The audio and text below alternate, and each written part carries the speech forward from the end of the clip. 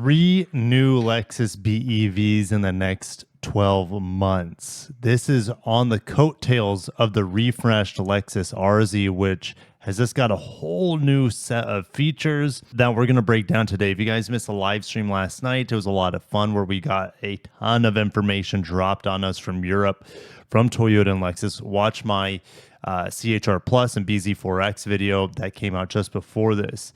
But 12 new BEVs in the next 3 months. Stay to the end because I'll try to figure out what those are going to be at the end of this video. I have an idea on 1 or 2 of them right now, but I'm going to have to do some soul searching to figure out what the third one could be. So if you guys are excited about the improvements of the Lexus RZ, make sure to smash that like button. I'll go ahead and flash on the screen.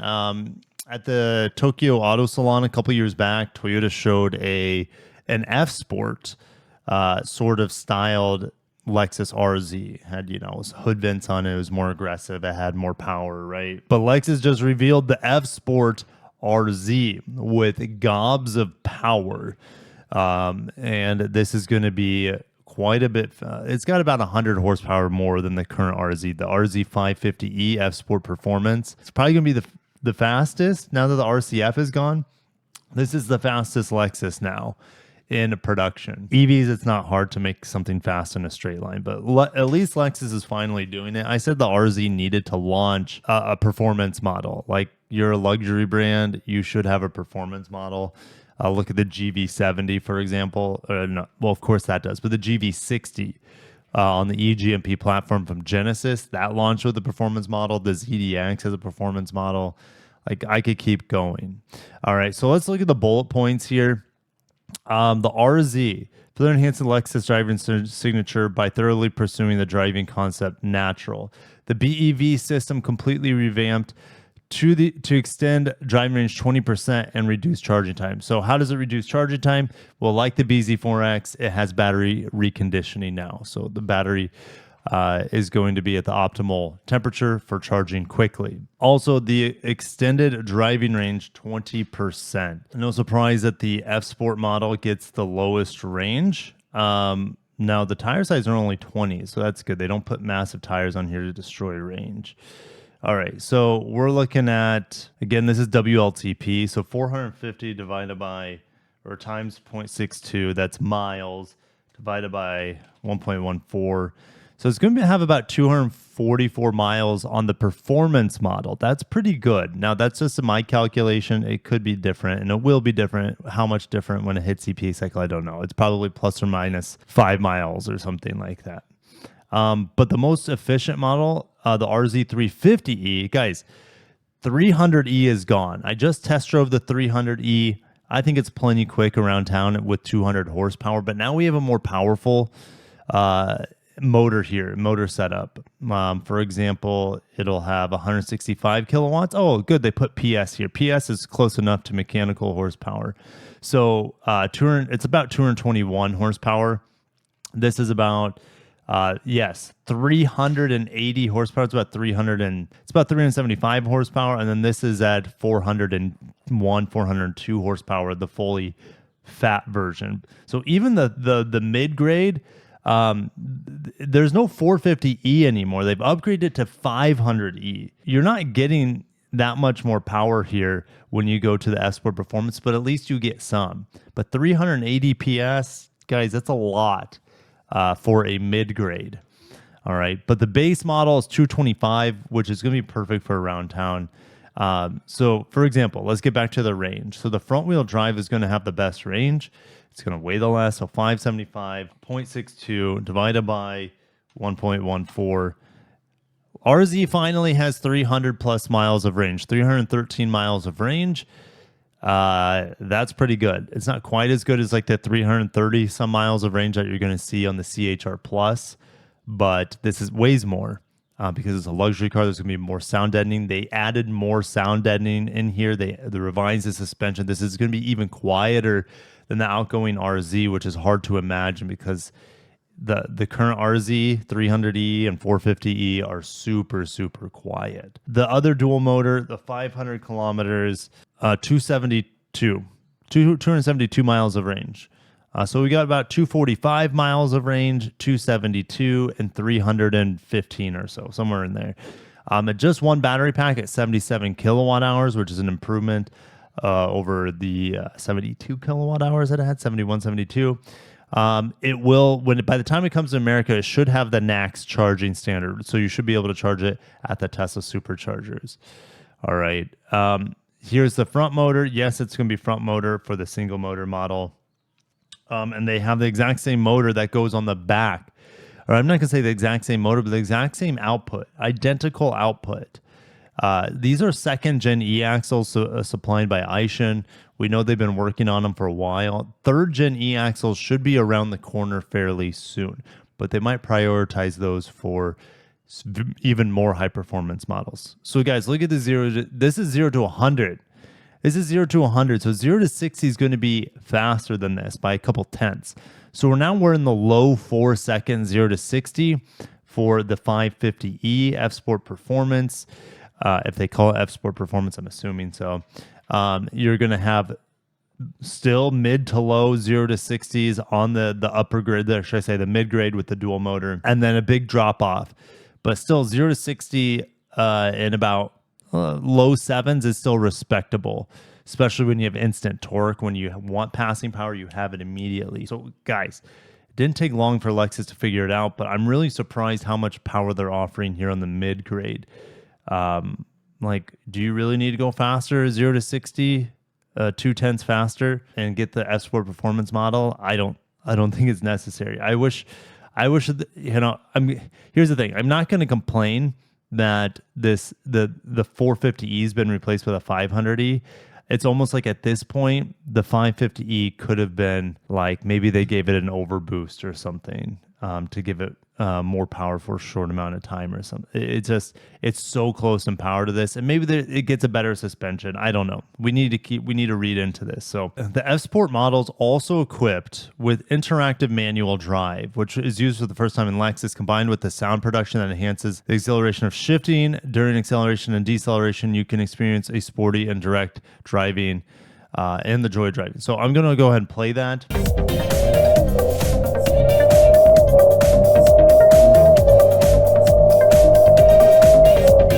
It sounds similar to like an LFA. It's kind of like this really high-pitched whirl, but it's obviously synthetic, pumped through the speakers. You're going to feel the shifts. I drove the Ioniq 5N earlier this year, and it simulates shifts. The engine, here's the thing. I'm glad Lexus is making it more of a synthetic noise, because the engine noise that the Ioniq 5N makes through the speakers is very artificial sounding, and it just takes away from the experience. I'm excited to test it, and I might hate it, and that's a 50-50 chance that I hate the manual shift sounds, but I might like the manual shifting feels with the little paddle shifters. They've also given it, and this is for Europe, they're doubling down with it in Europe, is a steering yoke. In America, I think it's going to be an option. I don't think it's going to be standard. I have driven the RZ prototype with a steering yoke, and it is a bit strange at first. I mean, you turn, I think he said 200 degrees, I think is what it locks at now. And 200 degrees is going to give you maximum wheel not articulation, but turning radius. And so U-turns are really, really easy and effortless. It is, I remember the only thing being weird about the steering yoke is when you return back to center, being a bit artificial feeling compared to a traditional steering wheel, because it's just so fast. And so you might overcorrect with the steering because it moves so fast. But it's pretty cool. It's not for everyone though. As I'm reading through this, they say F Sport. They don't say F Sport Performance specifically, but when I bring this up and look at this new wheel design, let me know if you guys like it. I'd have to see it in person. Looks a little busy to me, but F Sport Performance in America has the black badge background. So they might not call it F Sport Performance in Europe. I'm not quite sure, but in America they will. All right. This black badge denotes that it has extra performance. Now, could they come out with a full F model? Technically, yes. They have trademarked a full F RZF, but I wouldn't get your hopes on it. In fact, I think Lexus would probably save that either for solid state batteries or their software-defined vehicles that's coming out in 2026. So should we get into what they said in the beginning? They're launching 3 new vehicles in the next 12 months? That's so hard to believe. If we pull up this old image from 2021, the ES back here was shown. And we don't know how much the design will be similar to this. It's probably going to change a little bit, right? So the ES is launching as a fully battery electric with hybrids that will follow 6 months after, something like that. I'm hearing that the ES will launch in the United States as a BEV in January. Time will tell, though. Again, this is just what I'm hearing. Nothing's official from Lexus. I'm 99% sure this was shown behind closed doors to European media, because they did say, hey, we're going to give you a sneak peek for their journalists present at this event. We're going to give you a sneak peek on a vehicle that's going to be announced by the end of this year.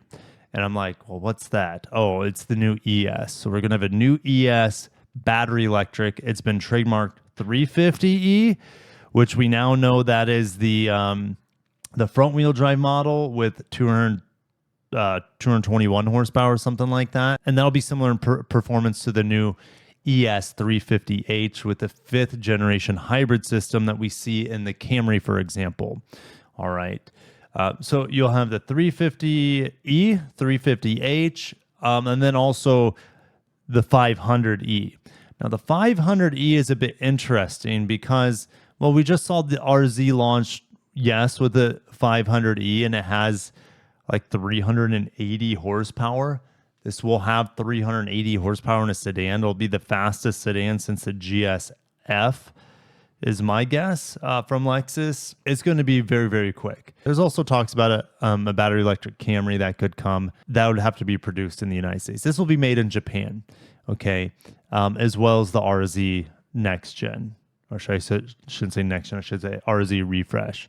So this is one of the models, the ES BEV coming in 2026. Or should I say in the next 12 months? So that means we're going to have it by the end, and the next, was it March of 2026, we're going to have 2 other models. Well, what are they if we're not counting the RZ? I wouldn't be surprised if Europe gets something small. Maybe a refreshed UX or something like that, or BEV LBX. I think that's a possibility. Also, there's 2 other vehicles. There is the LFZC that I previewed for you guys when I was in Japan a couple of years ago. Here's the LFZC. Now, this is coming in 2026, but we don't know if it's going to launch early 2026. In fact, I don't think it is. Something like this, they might delay till the end of 2026. So I don't know if this is going to be one of those 3 vehicles included coming in the next 12 months. This thing is going to be very expensive. Look at all the screens in there and whatnot. So again, I don't know how much it'll change. It's just a concept version of it. I don't know how much it'll change. So that's a possibility. Another possibility is the Lexus TZ, based off of the Highlander EV. That will be made stateside. That is coming in the first half of 2026. So that could come as a Lexus for Europe too. They could export it from the United States. The Highlander, I've already heard, is exported from here to Europe, as well as other models. The Camry, for example, I think in certain instances is exported from the US to Europe. And guys, it's a really cool car. It's just like, it's so busy. It's hard to like wrap my head around. I would prefer, as I pause here, original concepts that they came out with, but I think they would need, it's possible they might need to have solid state batteries before they make something like this. That's what Lexus has been on record saying. So you might have this model coming in the next 12 months, Lexus ES coming in the next 12 months. And then you're going to have potentially that LFZC or maybe a really small EV for Europe. So Thank you guys for watching. Make sure you are subscribed. I will be hands-on with the RZ probably by this summer. I don't know if I'll be driving it this summer. There might be a different media program for it, so stay tuned and wait for the reveal of the ES, which should be coming this summer as well. Guys, huge news coming for Lexus and Toyota. Not only was it a surprise today and last night, but this is just the tip of the iceberg. They have to show off their fully battery electric stuff for Europe. In Europe, because that's the #1 market probably for their EVs. Here in the United States, EVs, there's still growing demand for it, but it's really slow demand compared to Europe and compared to China. And China is a totally different market for Lexus and Toyota, especially for Lexus, because they are building an all-new BEV plant in 2027. Well, it'll be finished in 2027. They're building that in Shanghai. So I'm going to shut down. I appreciate you watching. Thanks if you were able to make it onto the live stream last night. And let me know what your thoughts on the 3 upcoming BEV models. ES is a lock. Is it TZ or is it going to be the LFZC? Time will tell. Thank you guys. Have a great day and peace.